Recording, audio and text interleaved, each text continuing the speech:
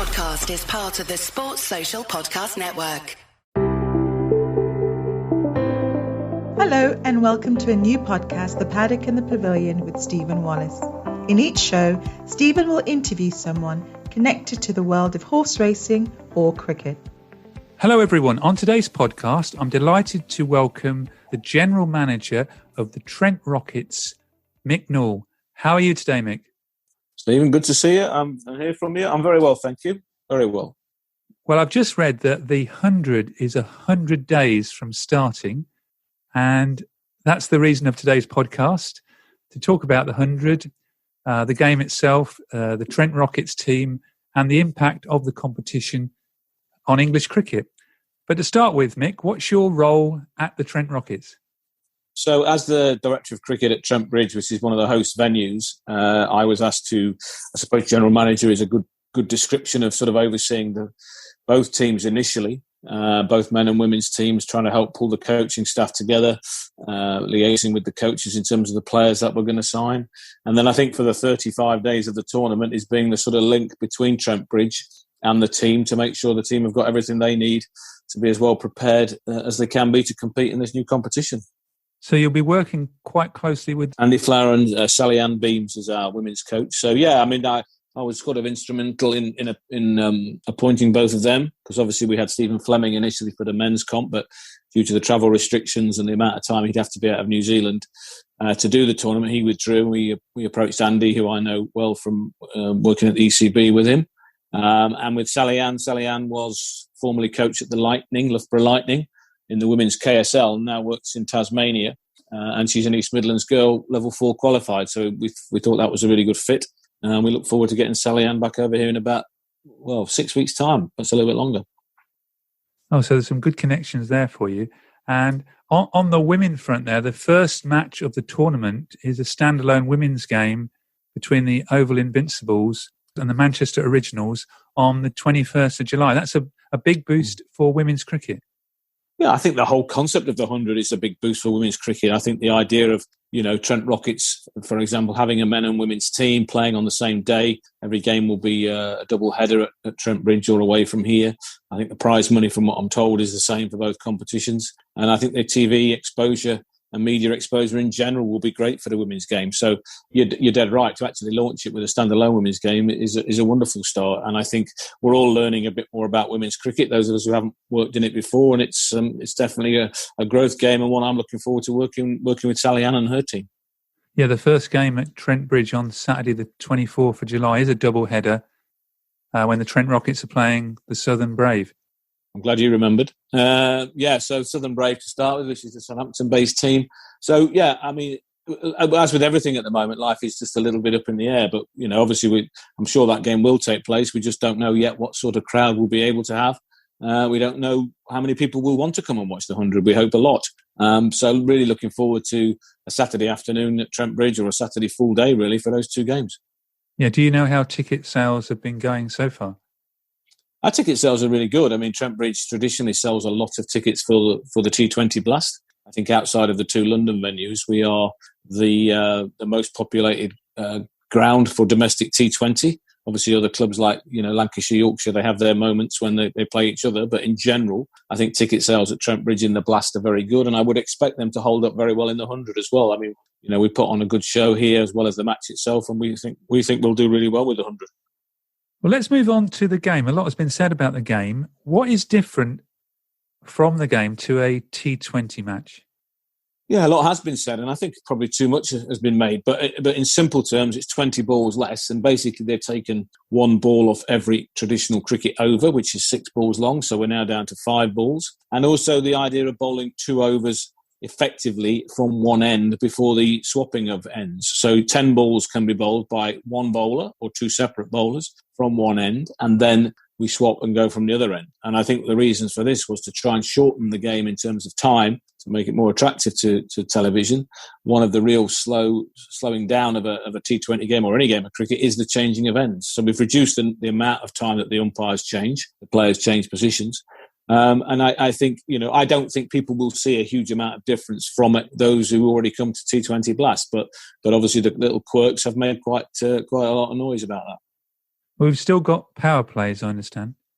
Yeah, 25 ball power play, which will be at the start. So again, I think that's 25% of the innings, which is plenty, if you like, with only 2 fielders outside. And I think the big thing is, or the biggest perhaps change, is the idea of one bowler bowling 10 balls in a row. That'll be a challenge for somebody, whether that's at the start of the innings when you've only got 2 fielders out, or at the end when you're being whacked out the side. So it'll be interesting to see how many bowlers are put under the pressure of bowling effectively 2 overs in a row. Yeah, 2 overs at someone like 10 balls at Kieran Pollard or Nicholas Poran could be quite interesting.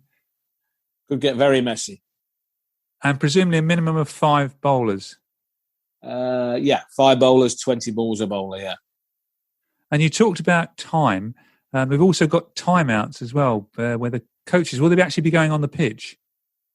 I would have thought so. I think it's 2 minutes, is it? Or 2.5 minutes, something like that for a timeout. You've read the rules closer than I have. I would expect somebody like Andy Flower or Sally Ann would use that time to go and talk to the captain, just to only observations from the side. But ultimately, the captain in all of cricket that I've been involved with 40 odd years has runs the game. So I don't expect the coach to dominate too much, but I think there is just that opportunity for the coach to go and pass on some ideas and the captain to feedback as well.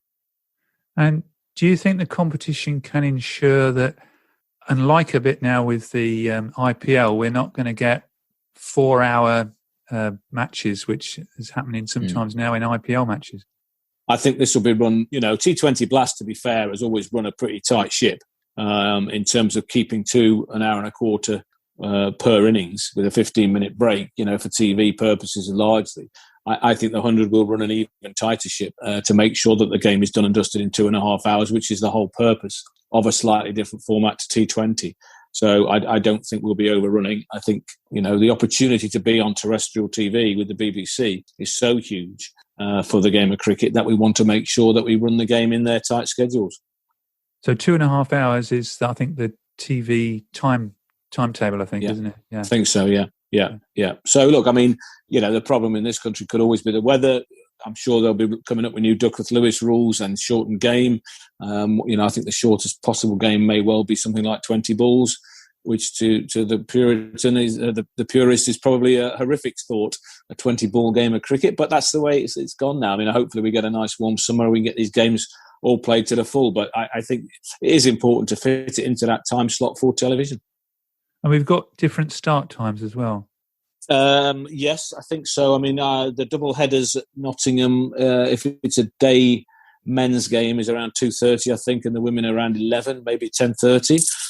If the men's game is an evening game, then the women will start at around 2:30, 3 o'clock. So, yeah, there needs to be a little gap between the two games, but not too long, because we don't want people to get bored in that gap. So it's going to be a challenge logistically for our people at Trent Bridge. It's all going to be, we're not that used to having double headers here. We've had a little bit of that with Loughborough Lightning, but not a lot. So that will be a challenge. And as I say, the great unknown at the moment is still crowds, what percentage of crowd and how that's all going to work. And as a competition, there's eight city-based teams in 7 cities, and each team's going to play each other once. That's correct, is it? You play your local rivals twice. So there's one local. So we play Birmingham Phoenix twice, and the other 6 teams once, which is how you get to your 8 games. In the men's, anyway. The women's, I think, yes, just play. No, the women must have changed it as well now. So, everybody's playing 8 games, and everybody plays their local rivals twice. And then the top 3 go into playoffs, or I think the winning team go into a final themselves. Yeah, the winning team goes straight to the final, and second versus third playoff, which I think is quite a nice way of rewarding the team that wins the group stage. In that they don't have to play in that semi-final. I think that's something that I think, again, has come in through the IPL in terms of the way they structure their sort of after-group matches. And the final I read is on Saturday the 21st of August, the finals on Saturday the 21st of August at Lord's. It's at Lord's, is it? Yeah. I don't look that far ahead, Steve. I just hope we're involved. So that would be fantastic. If Trent Rockets made the finals of either competition, we'd be very pleased with that. We look forward to seeing what that tournament can bring. And then turning just to the Trent Rockets team, I know you've got Joe Root in your side, but how many overseas players have you got, and who else is in your squad? So we have 3 overseas players, which is Rashid Khan, who was the number 1 pick when this was all done back in October 2019 in the draft pick. We have got Darcy Short, who's an Australian left-hand batsman, left-arm wrist spin bowler. And we've got Nathan Coulter-Nile, who's a seam bowler he was Western Australia. I think he plays in Melbourne now, T20 cricket, and he's in the IPL. So they were the 3 overseas players that Stephen Fleming chose in the draft. Other well-known English players, Alex Hales is playing for the Trent Rockets. Our captain is Lewis Gregory, who is well-known now around the world for playing franchise tournaments as well as playing for Somerset, and doing excellently for them. And David Malan, who was, and I'm not sure if he still is, the number 1 rated batsman in T20 World International Cricket, and we were very lucky to pick him up. And we've retained David in our squad as well. And I noticed you've got some local players, and I think Samit's playing, Alex Howes and Tom Moores. Did you choose in the draft the local players on purpose? Yeah, Stephen Fleming, if you look at his selections in other teams that he's run, Melbourne Stars and Chennai Super Kings, there tends to be a bit of a theme where he does go for local players, and he goes for quite mature, experienced teams. So he does tend to go slightly older. Now, our team has slightly been restructured because there was a redraft, and we lost a couple of players, Harry Gurney being one who also plays for Notts, Luke Fletcher being another one. So our team has changed slightly. But yeah, there was a definite theme from Stephen when he first picked up the team, that he would go for experience and he would go local if he thought that was the right thing to do. And hopefully that will give a bit more interest for local spectators as well, to think they've got their own people from Notts playing for the side. Yeah, I think so. Although, there's very much themed around trying to get people from Derbyshire, Leicestershire involved with this as well. I mean, it's obviously a little bit further for them to travel to come and watch. We hope people will come from all around the East Midlands. We were quite keen to get some Derbyshire players in and missed out on a couple who we thought we would be able to get in through the draft. So it's not. We don't want it to be is Nottingham in disguise, if you like. It's not Notts Outlaws in a different kit. So there are a number of players: Ben Cox from Worcester, Luke Wright from Sussex, Luke Wood from Lancashire, Tim van der Gooten from Glamorgan, David Malan, as I've mentioned, and Lewis. So there's a number of players who aren't from this area. So it's not meant to be Nottinghamshire in disguise, and I think we're very keen to make sure that's not the case. And on the women's side, you've got Catherine Brunt, England's opening bowler, Nat Siver, and also Sarah Glenn, the promising young leg spinner.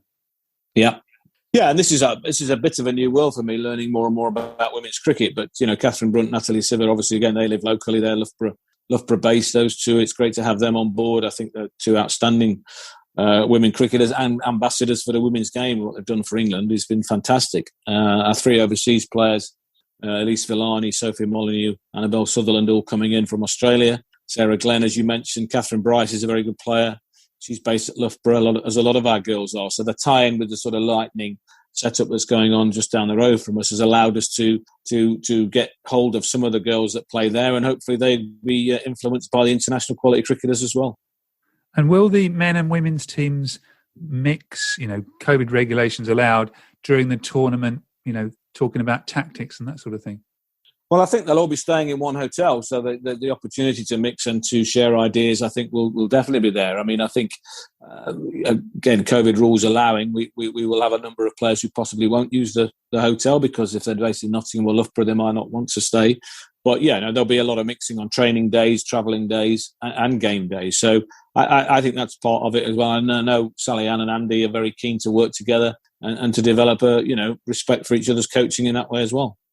I mean, the competition is going to be a data analyst, like being on Christmas Day with all the facts and figures. Yeah, it is. I mean, we've got a full-time analyst at Trent Bridge who's going to be seconded to the Trent Rockets for the 35 days of this tournament. I think that a lot of that, I think, comes down to the style of coaching. Some coaches want a lot of stats, a lot of numbers, a lot of, they call them matchups. So how does a particular player do against a particular type of skill? How does Alex Hales play against left-arm fast bowling, for example, so that you can match up your skills to try and exploit other people's weaknesses? Other people aren't so bothered about that sort of thing. So it'll depend on what the coach wants, really, as to how much input the analyst has on the tactics. I know our analyst would like to think he's going to have a lot of input. And the actual tournament, there's lots of exciting players involved in the other teams, with Glenn Maxwell, David Warner, Kieran Pollard, Marcus Stoinis, and also on the women's side, Stephanie Taylor, Sarah Taylor, Meg Lanning and Elise Perry. Yeah, I think it's attracted, the best players in the world in a short format. That's what it aims to do. And I think that, it's definitely, people's got to give this a go. I mean, there's a lot of scepticism around it because these teams are not counties. They're not the traditional county teams as we would know them. But I really think we need to give this competition a chance. It's going to be, in my opinion, the Blast, but with even better players. So I think we need to see what that draws, what people do want to come to the game. And the exposure that being on the BBC will give will put cricket and cricketers back into a level that we haven't been for 20 years in terms of exposure to the public by having our game on national TV in that way. Yeah, we mustn't forget all the England World Cup winning players. We've got Josh Buttler, Ben Stokes, Johnny Bairstow, Jofra Archer also playing. Yeah, and some of them won't be available an awful lot because England are playing India in a Test match series through this time. But I think some of those people, won't, if they're not in the Test match side. I mean, Jason Roy, won't be playing Test cricket. Johnny Bairstow may not be. So there's your opening pair for England's ODI side, who have done outstandingly well for the last 2 years. People like Sam Curran may be playing. Tom Curran will definitely be playing. So I think the quality of cricket, I have no doubt the quality of cricket will be very, very high. And that's why I said to you, I would urge people to give it a chance. Let's see how it plays out. And you're hoping to attract a family audience to Trent Bridge as well? Yeah, I mean, we really push the family audience for T20 Blast. We don't go for the stag do's and the student nights out. We definitely push the family audience here. We want families to come. We want it to be a family-friendly atmosphere. That's why I think, we're confident that we can run this or host this competition very well because it suits the style of crowd and audience that we already think we've got for T20 Blast. So what we think we're providing is 4 more of those matches at Trent Bridge in addition to the 7 Blast games. And, at the end of COVID restrictions and perhaps if people can't get abroad, it might be the perfect summer to launch a new tournament if people are going to be spending more time in the UK than they might traditionally be during that school holiday period. And obviously it's important to attract a younger audience as well. Yeah, look, I mean, we all want people to love cricket. If those of us have been in cricket a long time, we want people to love cricket. If this is the format that gets people involved in the first instance, I don't want to be, we shouldn't be snobby about it. We get a hell of a lot of kids that come down here to watch T20 Blast and wear the wigs and get the pizza and wave the number 4 and 6 around and enjoy the music. And the result of the game is important to some of us, but to some of us it's not that important. The experience of being here is what's important. So, as I say, I think we're confident that we will attract a similar audience and perhaps an even newer one or an even younger one or broader one. And people who want to come down and watch some cricket and then go out into town afterwards and maybe have a couple of drinks or go and have a picnic or go and have a meal. It's part of the whole day out. And I think that's why, as I said to you, I would encourage everybody to give this competition a chance. We could perhaps do with the wigs, Mick, but... Well, one of us could do with a haircut and it's not you. I haven't got much to cut. And also there's I believe there's a connection with the All-Stars and the Dynamos as well. Yes, Dynamos in particular, I think, is the new ECB cricket initiative for 8 to 11-year-olds, following up on All-Stars, which is the 5 to 8s.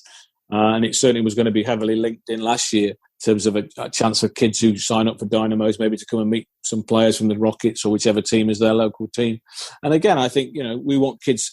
I think it's likely that kids that play the game are more likely to watch the game. It's unlikely that, in my experience, that kids just watch. They want to play as well. So I think by linking in a spectator experience and watching the 100 to a playing experience by signing up for Dynamos or All-Stars or joining your local club, I think that's definitely the way you've got to link the two together. And how important do you think the tournament is for the future of the game in this country? I mean, especially financially after what's happened with COVID. Yeah, I mean, financially, it's hugely important. It really is, because the size of the television deal that was done with this tournament being a key part of it blew any other TV deal in cricket out the water from what my limited knowledge is. So I think it's absolutely huge. The fact that we couldn't run it last year was obviously disappointing for everybody. ECB will be very, very keen that we do run it this year, that it gets the exposure. And it brings cricket into the living rooms of people who don't have a Sky dish or a Virgin box on their wall because they're watching it through the BBC. So I think that's really important. And if it's a starting point for people to get into cricket, then we shouldn't be snobby about it. And if it leads into people coming to the Blast and then a 50-over match and then a Test match or a Championship match, that's absolutely fine to me. It's all cricket. It's going to be played by some pretty spectacular players. And I think it's going to bring people to Trent Bridge if we get a nice warm summer and we're allowed to have people in. Because we have had like World Cup wins for the women in 2017 and the men in 2019. So there is lots to build on to attract people to this great game of cricket. Yeah, there is. And as I say, cricket's different to football and rugby, and it's got so many different formats, that people can come and watch. This is a new format. It's not that different to T20 Blast, but I think it's being played by better players. It's got the best county players, the best England players, and the best international players. So 8 teams rather than 18 would suggest it's going to be of a higher quality. I hope people come and enjoy it. And, it's going to be a lot of runs scored. There's going to be a lot of noise made. I'm sure the ECB are going to be very, very keen to pump it up and make it as high a profile as they can. And as I say, grounds like here and the other 7 major or biggest grounds in the country, we're all going to be keen to put on a good show because we want this to work. Yeah, just finally, you said about the other grounds that we've got teams at Southampton, the Oval, Lords, Headingley, Old Trafford, and Cardiff. And Birmingham. Did you say Birmingham? Birmingham, no, I didn't say Birmingham. Yeah, so I mean, I think, the 8 grounds there that are able to cope with big crowds that hopefully will generate lots of interest. These games are going to, as I say, they're going to be logistically hard to put on, double headers all the time, with restrictions that are on at the moment in terms of changing rooms and eating rooms and all things like that the general public perhaps might not know about. But we hope that there are lots of people in the ground to watch the game as well. Right, well, thank you for that. We've got 100 days before, as we're recording now, for the 100 to start, and hopefully COVID apart, that'll all be behind us. We'll have big crowds at the games and they'll be rocking at Trent Bridge watching the Trent Rockets. Thanks, Steve. Yeah, we're hopeful. We hope it's going to go really well and we hope big crowds are allowed in. Thank you very much. Thank you for listening to The Paddock and the Pavilion. Follow us on Twitter, Facebook, and now on Instagram at The Pad and Pav. Don't forget, if you like the show, please do leave us a rating and review.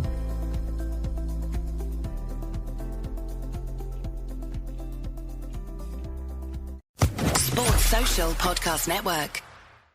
Judy was boring. Hello. Then Judy discovered ChumbaCasino.com. It's my little escape. Now Judy's the life of the party. Oh, baby, mama's bringing home the bacon. Whoa, take it easy, Judy. The Chumba life is for everybody. So go to ChumbaCasino.com and play over 100 casino-style games. Join today and play for free for your chance to redeem some serious prizes. ChumbaCasino.com. No purchase necessary. Void where prohibited by law. 18+ terms and conditions apply. See website for details.